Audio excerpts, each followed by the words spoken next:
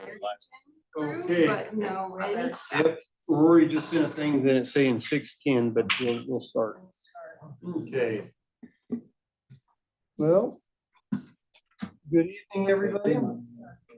Hey. So, Okay, now you should be ready. my light's not on. Did you push the button? I think Oops. Okay. Oh, there it is. There it is. We are live. Well, we're going to call the regular meeting of March 14th, 2004 meeting, Planning Commission meeting to order. Would you please stand with us for the Pledge of Allegiance?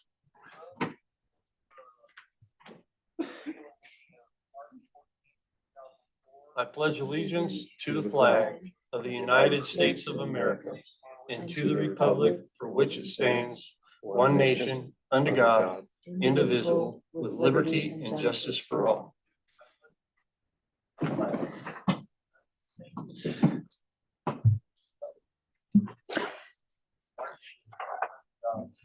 During the public comment period, members of the public may. Hang on. Here we go. Okay, now you're. Okay, because I keep hearing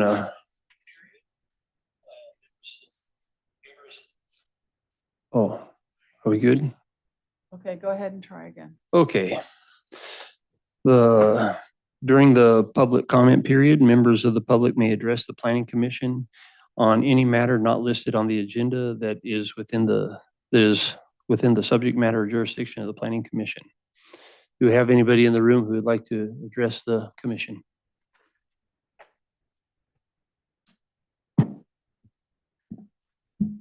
My name is Rhoda Kane. I'm from the Trinity Center Coffee Creek area. Good evening, Chairman, Commissioners. I'd like to extend my deepest gratitude to the Commissioners for their attention, thoughtfulness, and professionalism at the meeting last month when discussing agenda item number 4, zoning text amendment 17.43 DEV 24-02. We've been struggling for years with situations like the nesting that happened at last month's meeting. When we are allowed to make our 3-minute public comment in the beginning, there is no way for us to know what other personal agenda items are going to make it into discussion until after public comment ends. Even when it's clearly stated by Chairman Heaton at the reading of the agenda item, and I quote, "No other ordinance revisions are to be considered at this time," end quote. This type of thing has been a constant source of frustration for the last several years as the county has worked on the cannabis ordinances. So I believe that most of you know me by now. I'd like to welcome the new commissioner, Amelia Flights. We are the folks with the Rancheria Creek property that was mentioned. That's just over a mile from the KOA campground that was mentioned at the previous meeting. We currently operate a fully licensed, grandfathered cannabis farm in the North Lake opt-out. The Rancheria Creek property is grandfathered by the Trinity County Cannabis Ordinance, County Code Section 17.43.050, a fact that has been officially confirmed by County Council at the request of the Board of Supervisors. We've spent a couple of years and multiple tens of thousands of dollars working with the Department of Fish and Wildlife to clean up the environmental damage and violations attached to the property as a result of the black market activity that occurred before we purchased the property. I have provided a link to the California Department of Fish and Wildlife website where our existing farm is one of the 5 farms selected by the state of California to showcase as an example of what they would like to see in cannabis farming. I have sent out a piece of paper with a link to that video. I recommend watching all of the videos. They are really, really interesting and neat to watch. We have turned in a petition in the past that has shown that we have community support in North Lake for the grandfather clause. You can find this petition on the county website in the minutes from April 14th, 2022. I have also provided the link on this sheet that I have handed out. Please do not consider taking our land use entitlement away. I am going to keep producing food for our community, for our local restaurants and stores, including the KOA store. I will continue to provide healthy local produce and eggs for our school children. I will continue to donate to local fundraisers, our local food bank, as long as I can. There are simply not enough customers in Northlake to survive on produce sales alone. Thank you, Rhoda. I am able to provide fresh, healthy, local food because I grow cannabis. I hope that you Okay, will ma'am. keep these things in mind when future items come up on the agenda. Ms. Thank you for your Rhoda, time. Ms. Rhoda, thank you very much, ma'am. We appreciate your comment. Anybody else in the room? Anybody on Zoom? We do, yes. Okay, Matthew, go ahead. Good evening, Chairman and Commissioners. I greatly appreciate your time. I would like to only continue to finish with Rhoda's comments. I would like again to say that we will continue to keep producing food for our community, our local restaurants, and our stores, including the KOA store. We will continue to provide healthy, local produce and eggs for our school children, and we will continue to donate to local fundraisers and the local food bank for as long as we can, no matter how much bigotry we continue to see. There simply are not enough customers in Northlake to survive on produce sales alone. We are only able to provide fresh, local, healthy, pesticide-free local food because we grow cannabis. I strongly and urge you to please keep these things in mind in the future when these future agenda items coming up. These nesting items from individuals are completely uncalled for. Thank you for your time. thank you, Mr. Matthew. Anybody else? Okay, we'll close the public comment and resume with the regular calendar minutes.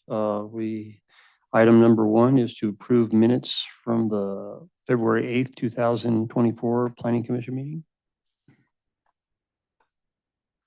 I'll move approval of the minutes from the February 8th, 2024 Planning Commission meeting. So we have a motion. Do we have a second? I'll second that. Beautiful. We have a first, or we have a motion and we have a second. Do we need a roll call? All in favor? Aye. Aye. All opposed? None. It's Okay, working. He just gets closer. okay. Okay, so we have the item number 1. Item number 2 on the agenda. The initial commercial cannabis cultivation variance request, CCV -2024-01, an initial commercial cannabis cultivation request of the Planning Commission to reduce the required 350-foot cultivation setback from a neighboring residential structure pursuant of the Trinity County Code Section 17.43.050A8. The project site is located at 3041 Wildwood Road, Wildwood, California, 96076. Parcel number 01968000500. Applicant is K. Hampson.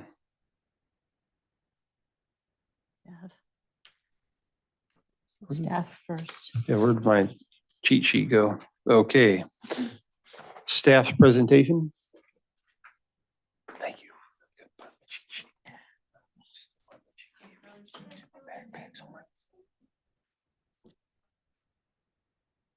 Her name is Camilla Hampson. What's that?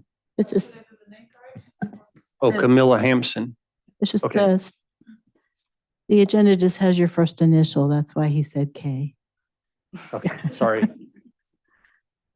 Good evening, Chair Heaton and Commissioners. I'm Ida Tavakoli, Environmental Compliance from the Cannabis Division. Thank you for the introduction to this item. This is an initial commercial cannabis variance request for license number 792. The applicant is Camilla Hampson and Duran Buat, seeking a setback reduction from 350 feet from two neighboring receptors. The project is located at 3041 Wildwood Road in Platina. A variance inspection was performed by code compliance on October 23rd to determine the distance of the neighboring receptors, where a laser rangefinder was used to get the accurate distance. Staff report was prepared by Colton Trent, past environmental compliance, and myself. I would also like to note that we have received multiple letters of support signed by the applicant's neighbors, and these letters were posted as a memo for public review. Division Director Drew Plablani is also attending via Zoom to assist with any technical questions that are presented. And if you have any questions regarding the staff report, I'm here to address them. Okay, thank you. Anybody have any questions? Yes. I just want to verify that this property already meets 17.43.05.3. So that's saying that there is a dwelling already on the property, or it has an active building permit, or there's something else in place that would waive that. So they have applied for an RVDUP with the intent of building a dwelling. So that would meet the dwelling requirement. Thank you. And then this will be because I'm new, so please help. So how do we verify that the landowner permissions are from the legal title holder of the parcels? I believe they have to get notarized, but I don't do the intake, so I might. But we usually have to get a notarized owner permission form or a lease agreement. I don't know if that helps. We do either a notarized permission form by the owner or a notarized lease. Obviously, how we attain permission. So not for the owner of the property applying for the variance, but from the neighbors who are giving permission. Are you asking how do we verify if the neighbors were the ones that gave the permission to? Yes. Typically, we do send out the consent or agreement. Unfortunately, the neighbors did not send this, and our applicant did get the documents herself. I'm not really sure how we can actually prove that the neighbor signed it, though.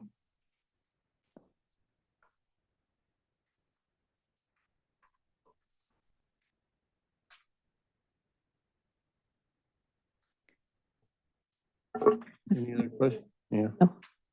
Ms. Carroll? So this is a initial variance request. Yes. So they did not have a license before, or is this the first license that they've had?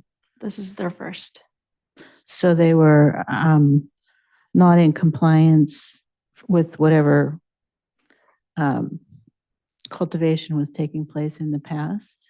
If they did cultivate, they would receive an abatement order, and that would be verified. Just because looking at the aerial, there's already existing. Drew, go ahead. He could probably answer that for you. Okay.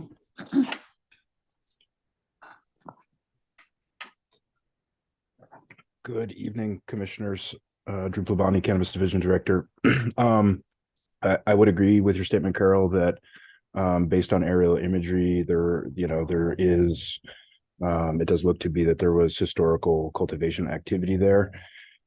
Since I personally live just down the road, I can say that, I think cultivation on that site potentially predates the program.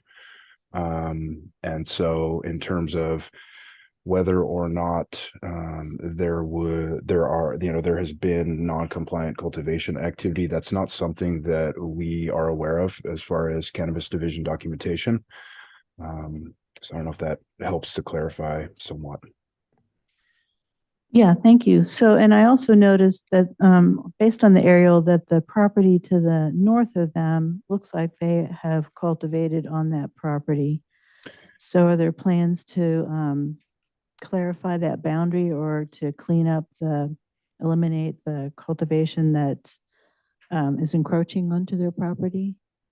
So I think that sort of the way that it looks based on parcel lines from parcel viewer is just kind of the ongoing issue that we have where, the aerial imagery often reflects, in my experience, upwards of 50 feet where it's off. So I don't think that based on staff's review of the project, um, the cultivation from Miss Hampson's site is encroaching onto the neighboring parcel. That's just sort of that's just the way it looks based on the way those lines are plotted. And then related to the adjacent property, that site, I believe, has been a historical cultivation site and was previously licensed. And so from what I've heard, they do have plans to relicense or, get compliant again moving forward. I'm not sure if the property changed hands, I think is my recollection, over the last couple of years. So the property to the north of them, where there was historical cultivation and where the house is within, I think, 220 feet, that is not currently a licensed grow or cultivation site, correct? Correct. Okay. And Ida did look that up earlier, and I believe that it had an active license in 2021. So from what I've gathered, I believe the property changed hands and now they're in the process of, getting their Appendix C prepared to work on, gaining an active license going forward. Okay, so Drew, do you know what the status is of the amendment to the ordinance that would, allow the buffer reductions versus a variance?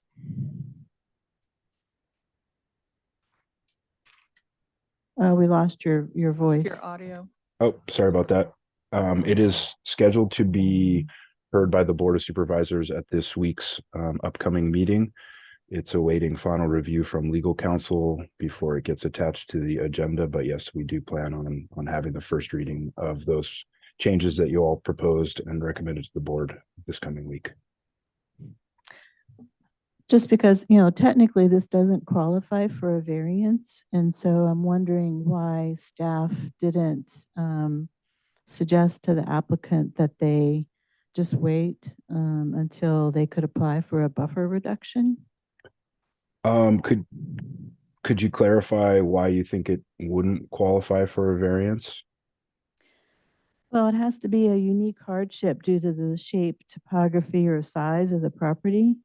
It can't be because they don't want to do additional clearing.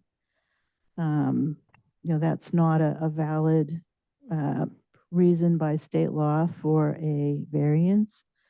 And so I don't have a good topography for that site, but it does look like they could reconfigure it so that it would be further to the south and west and be more than 350 feet away. Agreed. Aerial imagery is often misleading, and that's quite a steep slope behind their existing cultivation area. So I would say that based on topography, it should qualify for a variance. Okay. Okay. And the fact that they've applied for an RV DUP, is that sufficient or does it have to actually be on site? So we've had a bit of back and forth, and obviously the dwelling requirement,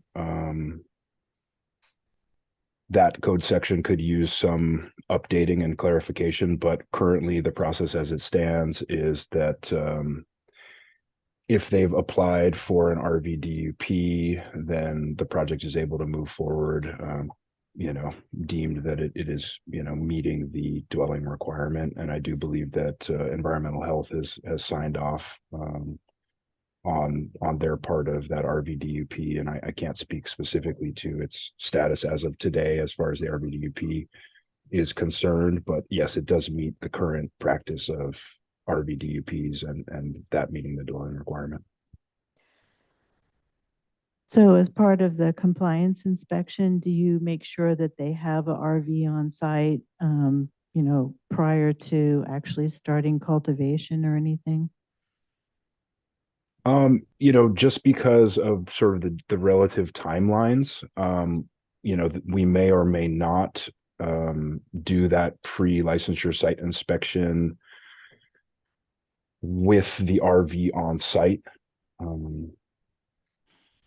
So I don't believe that when staff was out there, the RV was there. But again, the existing practice is for them to apply for the RV DUP, and we consider that to, assuming that it's approved, meet the dwelling requirement without the RV being situated on site. And, there is no specific reference to that process in 1743 currently. Okay, well, thanks a lot, Drew. Those were my questions. I appreciate the information. No problem. Yes, ma'am. Sorry, I have some follow-ups, please. Okay. Drew, this one's for you. So if they've applied for the building permit, they could still potentially be denied for the building permit, correct? And so that they would not actually have an active building permit? Or are you saying as soon as they apply, then they're incorporated into the program as having an active building permit? Sure. The way that we consider the status of the building permit specifically is having both applied and received the building permit. And that is somewhat separate from the RV DUP process, but also a component. Does that help to clarify? Yes, I'm just thinking through the hypothetical that if down the line, so they've applied, but then if they, for some reason, would get denied, then it would also stop this process from moving forward, correct? Yeah, I don't think that, I can't speak specifically to, building department's review of building permits, but I don't think there's really a, denial per se. It's more, the plans wouldn't meet whatever requirement, but given that the plans upon submission of the building permit application, the plans need to be received by the building department, stamped engineered plans. We haven't encountered that. I guess I can say that much on any of these projects where there was a, pending building permit application. So in order to meet the dwelling requirement, just to clarify, they need to have received the building permit and also applied for the RV DUP.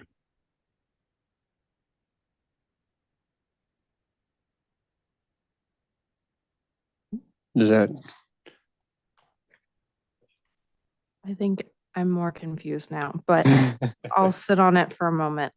I can clarify a little too. Generally, the building permit has to be approved before the RVDUP can be applied for.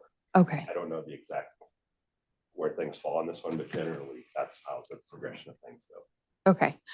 I'm just making sure that I don't get into the position where it's like approving something, putting the cart before the horse. Exactly. Okay. And then my other question is the note on the parcel boundaries line and it being off on Trinity County Parcel Viewer. And so it looks like the cultivating area is outside of the parcel. In the initial survey that was completed in October, were the corner markers found and everything was inside of the property boundaries? Was it surveyed, or is that not like normal practices? We don't get the property surveyed. When we do variance verification, it's usually from the cultivation area to the distance from the cultivation site to the dwelling. So it's not really the property boundaries that we're looking for. It's basically the distance to the dwelling. And if you want to get a little bit more clarification regarding the parcel viewer, there's always two numbers. There's always a lot, an acre lot, and a GIS acre. And if the numbers vary, that means that those lines can be skewed a little bit. Yeah, I'm just slightly more concerned about approving a project that could potentially be across the parcel lines onto somebody else's property. Thank you. That right there, I can't, everybody can't see it, but it's a parcel viewer of the Ruth Community Church there in Ruth. And it shows the actual property line is the road. It comes right up to the road. And you can see how on the property viewer, it actually goes to the north a ways and it all, because there's a fence line there on the neighbor's piece, and then half the property, according to the viewer, is on the opposite side of the road. And you wouldn't believe the amount of problems that caused us in the August complex cleanup, because people, I'd say, well, did you check the trailer down below? Oh yeah, there's nothing down there. I'm like, what do you mean there's nothing down there? There's all these remains of the burned out building, and they're like, oh no. And it's like, and it's just because the parcel viewers are not very accurate. And so when you look at this right here, it's like, you got to take that with a grain of salt.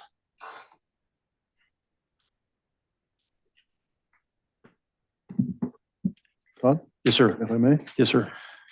First of all, let me apologize for being late. I'm sorry. Traffic was a little more difficult, so I apologize for being late. I think this project fits into where it's laid out. Technical questions. Oh, no. And it fits in with where rural residential land use is designated. And all the neighbors are all agreeing with it, is that correct? Mhm. And everything else all lines up, right? I apologize, the reason I'm Yeah. trying to catch up, I missed the Yeah. first few minutes of the presentation. No problem.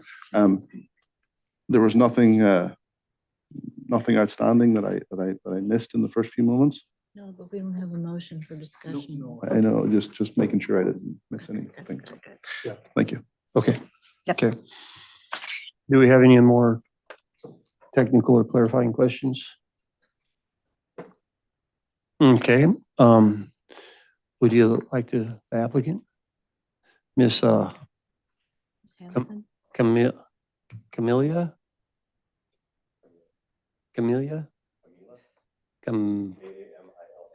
Camila. Miss Hampson, would you like to speak? I'm a little bit stressed. I'm sorry, my voice is going to be shaking. Could you please speak into the thing, and That don't worry, there's nothing to be stressed about. It's all good. it's a little bit stressful for me because we are applying for the first variance on September 2021. And for some reason, the lady with whom we was working, they never turned the application in, and was trying to get the license for all the spirit of the time. And we was trying to follow every rules that's supposed to be happen. And I just want to say about the septic and dwelling. We have Richard from TVCE be there in the property and do the proper measure for the septic and dwelling. We did all the tests that was sent it to county to check if the soil is good for put the septic in. And last year in June, we have the Ricky from the building department checking the distance, if we can fit the septic and do all the job. And then they have our engineer who's supposed to place the septic, and they was on the phone with each other, and they figured it out that the lines improper, and they just recently see that part. That's what's in the map, and what's like on the property, it's not matching because all the property on the map shifting to the north, like you said. And it's a little bit stressful, doing everything right, trying to be part of the community, be with your community, have support from the community. And just, I want to say that we're trying to follow all of the rules. We're trying to be good for the community, and we're trying to be part of the residency. And for us, for me, my family, because we're self-employed, I'm the one who is doing the job. I'm the one who proud to what they're doing. We love our place. We keep it clean. We keep it organized. And unfortunately, it's all what I can say right now, because we want to stay in the community. We want to be here. We don't want to move to the city. We just want to stay here. But with little kid, to have a job somewhere, even in the way we're well, it's a lot of money on the gas, and it's a lot of stress for me to leave the kid in the daycare where he's not speaking yet. Yeah, I just want to say I will be so blessed if I'm going to be able to work this year in my project and have the kid with my mother at home, to know that I can see them anytime and I do what I like. And it's all what I can say. And there is no proof of the letters. That's what's been done by my neighbors, but I'm pretty sure if you're going to give me the second chance, most of those neighbors is going to be here with me and going to tell me that I'm a valuable person in the Wildwood Road, and we're trying so hard to keep our community, because this summer it wasn't easy for us. With everything what's happened with the cannabis farms, and wherever the good people who try to stay there and trying to protect the rights of the growers. It's all what I can say. I'm sorry. And again, it's a little bit stressful. It's been 2.5 years since I'm trying to things done. Thank you for your attention. Thank you.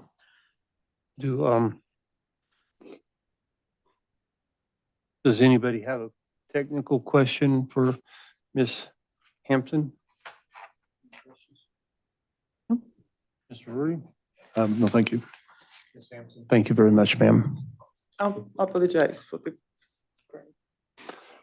Okay, do we have any public comments in the room?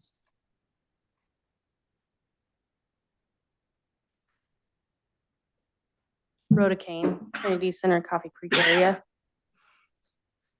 The purpose of this program in the state of California and in Trinity County is to bring historical cultivators into compliance. So the fact that they were growing, if they weren't, is not an issue to me, but if they happen to have been growing before they got the license, that's the purpose of the program, is to license people that were already growing weed. That's the purpose of the program. Now, I don't know her situation, but this one kind of seems like a no-brainer to me. All of her neighbors have turned in letters of support, have said how they think she's a good neighbor. They've said that they don't have any problem with the variance. And unfortunately, I've seen in the past where there are letters from all of the neighbors that say they support it and it still gets denied. So anything can happen. But like, this is a no-brainer. This woman clearly deserves a license. And yes, it is geographically prohibitive, no matter what anybody thinks. We are discouraged from clearing trees to grow cannabis. People will fight against it. People will actually appeal your license because you cut down trees to grow cannabis. So yes, it is geographically prohibitive for her to put it in that spot. That's all I have to say. Thank you very much. Thank you, Ms. Rhoda. Okay, someone on Zoom, please. Matthew, go ahead. Thank you, staff, commission. I would just really like to reiterate everything that Rhoda and I'm sorry, I don't remember your name, the person turning in the application. But I just have to say, it's just there's one person asking this question. So Carol, have you not read the ordinance? Are you not familiar with the history of our county?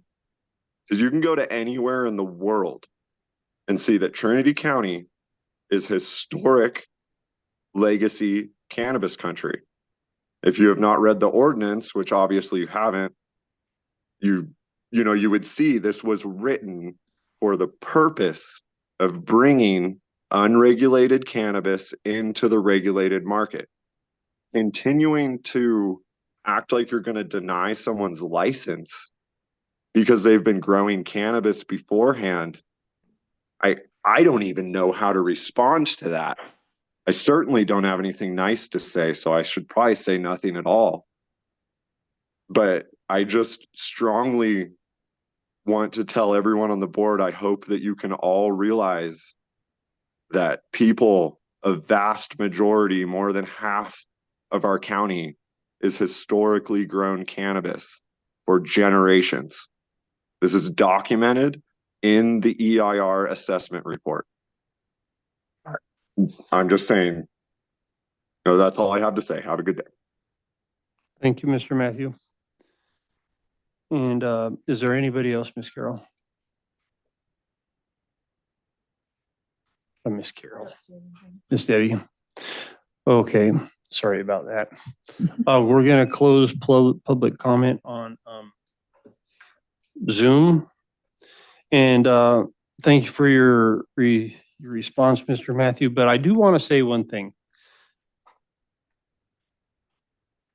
With me now being the commissioner, I would appreciate if people don't, it's like you direct it directly to all of us commissioners. Don't single someone out, please. I'll tell you, my personal opinion is I want to be just and fair with everybody. I want people to be just and fair with me. I don't want this to be a place where we're going to sling insults or something of that nature. I want, if somebody's going to address it, don't single someone out, address the whole commission, please. And so saying with that being said, do we have a motion so that we can get on to some discussion? Sure. I'd like to make a motion that the Planning Commission adopt Resolution PC 2024-01, subject to Exhibit A, conditions of approval to reduce the 350-foot setback to approximately 220 feet and 330 feet from the residence on APN 019-680-004-000 and APN 019-680-020-000. Do we have a second? Yeah, I'll second. Okay, do we have any discussion? Sure, I'd like just to make a couple points. I apologize if my questions seemed stressful. Matt and I know each other very well, and so I can tell him that, yes, I've read the ordinance numerous times, but I've also read the state criteria for what meets a variance. And so I was trying to determine whether or not you meet the criteria, which is a state law, to get a variance. And the variance says you have to have some unique hardship, and it specifically says due to the size, topography of your property. So once Mr. Plabani answered the question that you have an issue with topography, then I'm fine. Then I understand that you qualify for a variance, but that's not in the staff report. So since it's not in the staff report, if someone wanted to challenge you later and say, hey, you didn't qualify for a variance, well, now it's in the record that this is why you qualify for a variance. So, if I'm asking questions, it's because I'm trying to figure out if you meet the criteria to get the variance, and then put it in the record that, yeah, you meet the qualifications for a variance. You were not necessarily the one there beforehand, that there's an issue with the parcel view or boundary, and that's why it looks like someone else is cultivating on that property. Now that's all in the record. So you're good. That's what I'm trying to do, okay? So anyway, so I apologize if it just seems stressful. So having said that, I do want to point out to the staff that if you're going to say someone qualifies for a variance, you need to cite the reasons why it qualifies for a variance, because there was no mention of topography in the staff report. And I realize you didn't write it, but just for future reference. On page 4 there, they do put the findings for all the 5 criterias of variance. I'm not sure. Again, Yeah, but there's no discussion of topography. It says, in the general language, it says it has to apply due to size, shape, or topography, but it doesn't really say, oh, I get it, has topographic constraints that would make it difficult. Okay. I was totally wrong there, and I apologize. All right. And I realize that, we're getting into the spring, things are warming up, but I kind of wonder why the staff didn't kind of try to go the buffer reduction route rather than I go can- through the variance route. I can answer that question. Oh. Miss Debbie called me and we had a discussion on that, and because of sometimes the slowness of things going from commission to the Board of Supervisors and stuff of that nature, time is of the essence. And so Ms. Hampson was there and she says, I would rather take it before the Planning Commission and not wait for the Board of Supervisors. And so even though there was only one item on the agenda and this is it, as I shared with Ms. Debbie and Ed there this afternoon, it was like, I took this position up to serve the community. And it was like, is it inconvenient to come for one thing? Yeah, but it's inconvenient to come for many of them. It's just inconvenient to come from Ruth to Weaverville, let the truth be known. But it was like, but the thing is, we signed up to do it. So it's like, we're gonna miss Miss Hampson out and we'll get it sorted out and not have to worry about the Board of Supervisors. Perfect, great. That answers that question.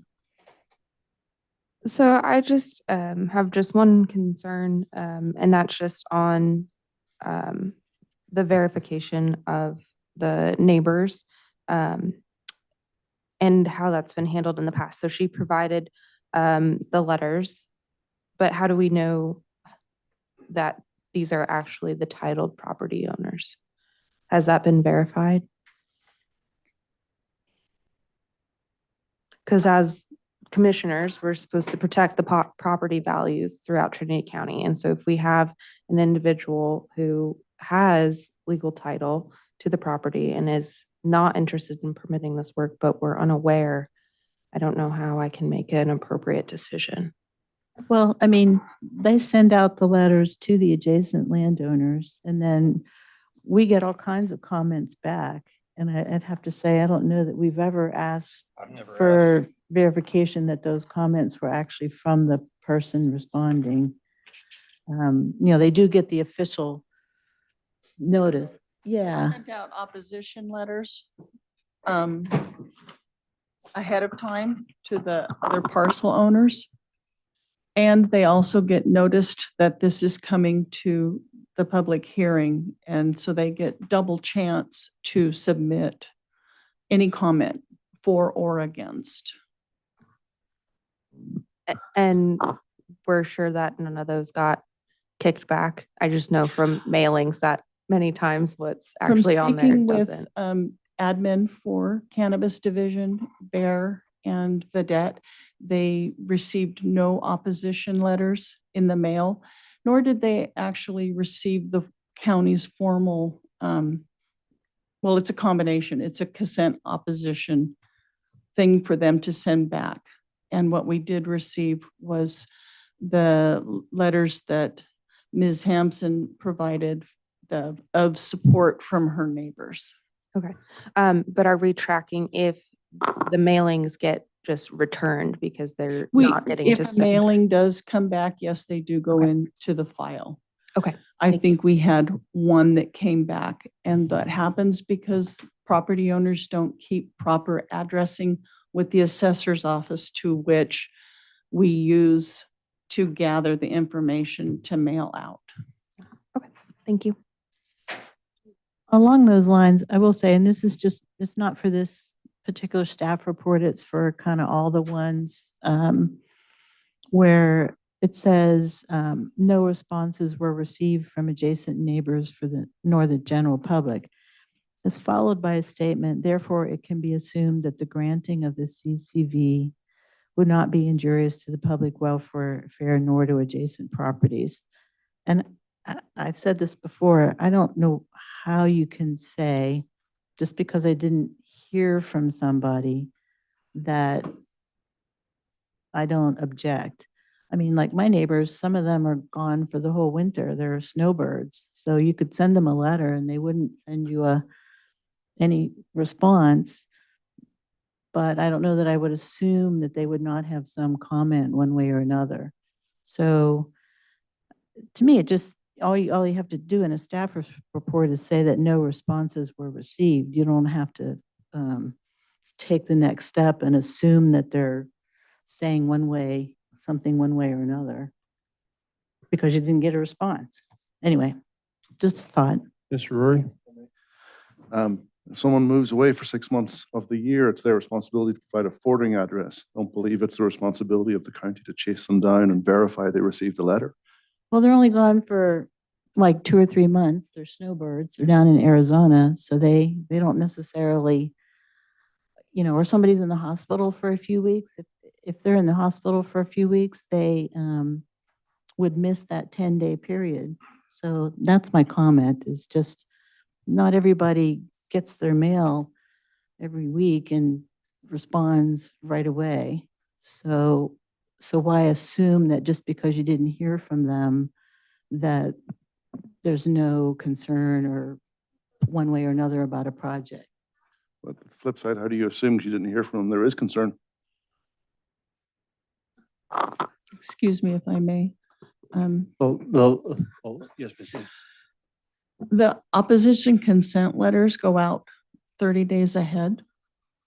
And then when we get ready to notice this, the noticing goes out 15 days ahead, because of the way our newspaper things align with what our actual commission day is.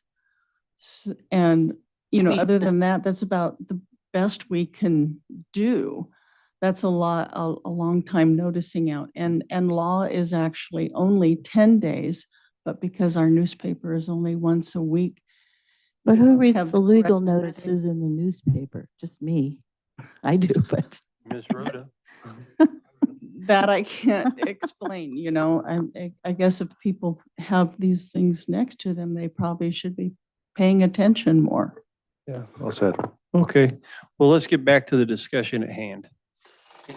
Any other discussion that we want to discuss in regards to the motion on the table? Or, If I may. yes, sir. I just want to say, from the pictures, it looks like it's a beautiful property.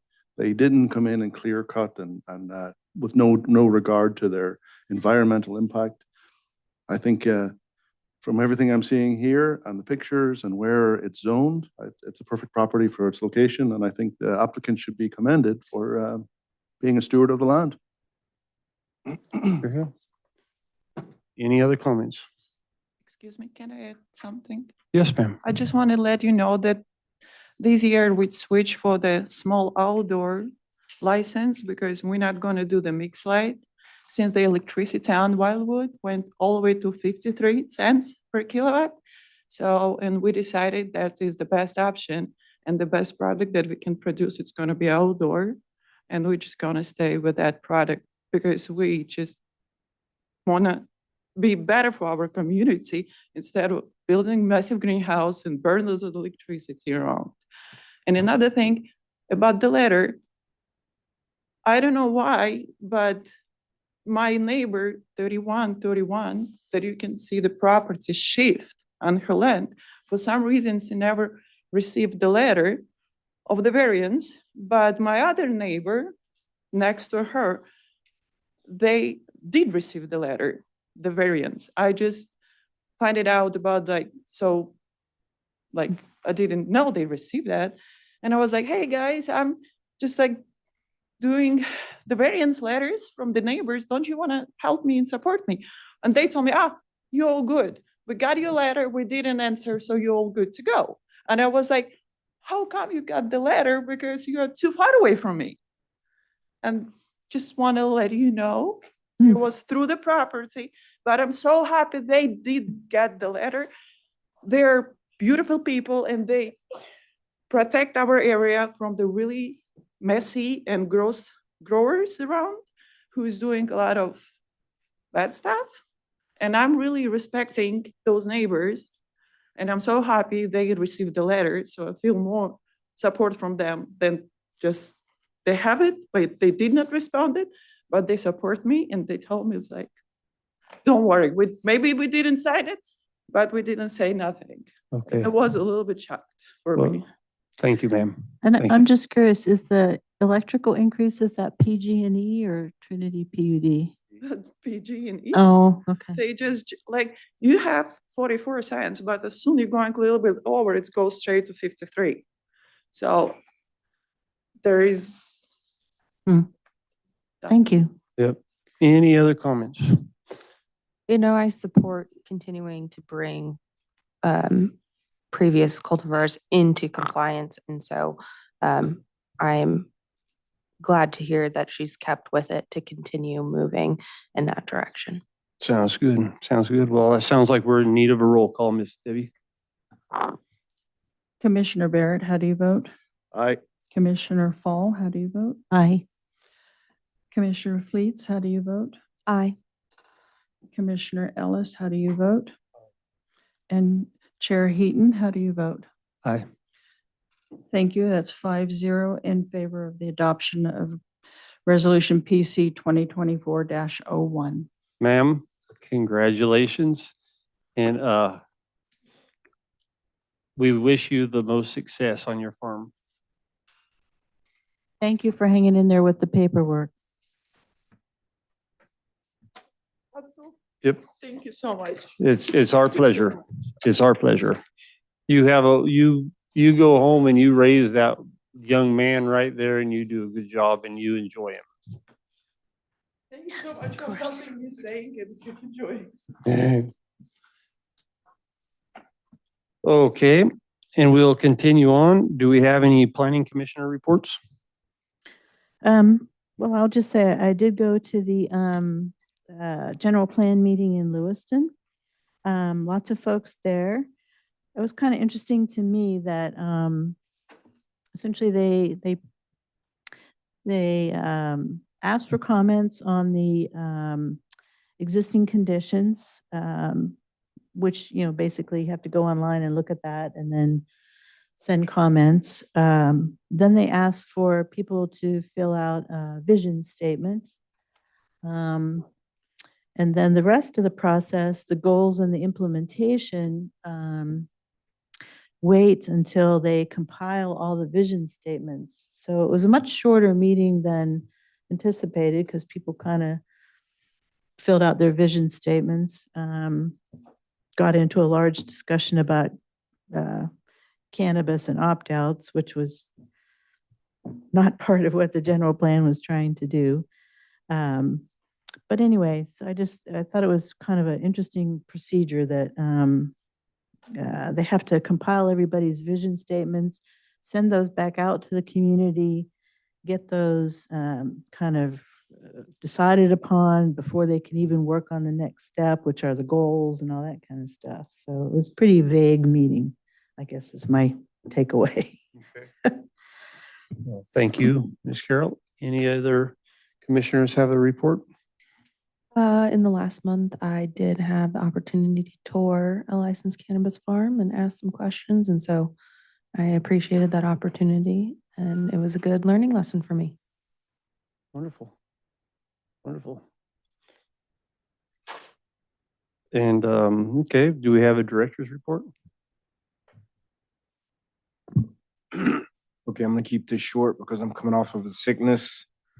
As Carol mentioned, there's community plan meetings that are going on. Those are still going on. Actually, there's 2 of them happening right now. So I don't know why you're on Zoom watching this when you could be at one of the community plan meetings. But there's still more to come. So they're going to be scheduled, and please attend those. Please bring your comments because it's pretty important. There's 3 things going on right now. One is the community plans that are being written of the 8 community plans. Then there's the zoning ordinance update that's in the works right now as well, and the general plan draft itself. So these things are happening simultaneously. So if you do have any comments, just please go to Trinity 2050 and go ahead and put your comments in there or get on their mailing list. And that's all I have. So, well, are they posting the zoning stuff and the general plan updates on the website? Online, yes. Okay.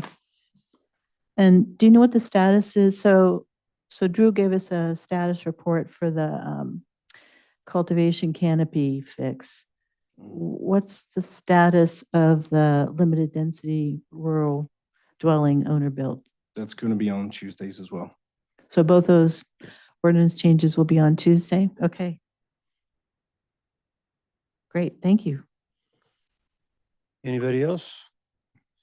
Well, it's 7:01. How about we call the meeting adjourned, and y'all have a safe trip home. And if you're going on to one of the other meetings, enjoy yourself.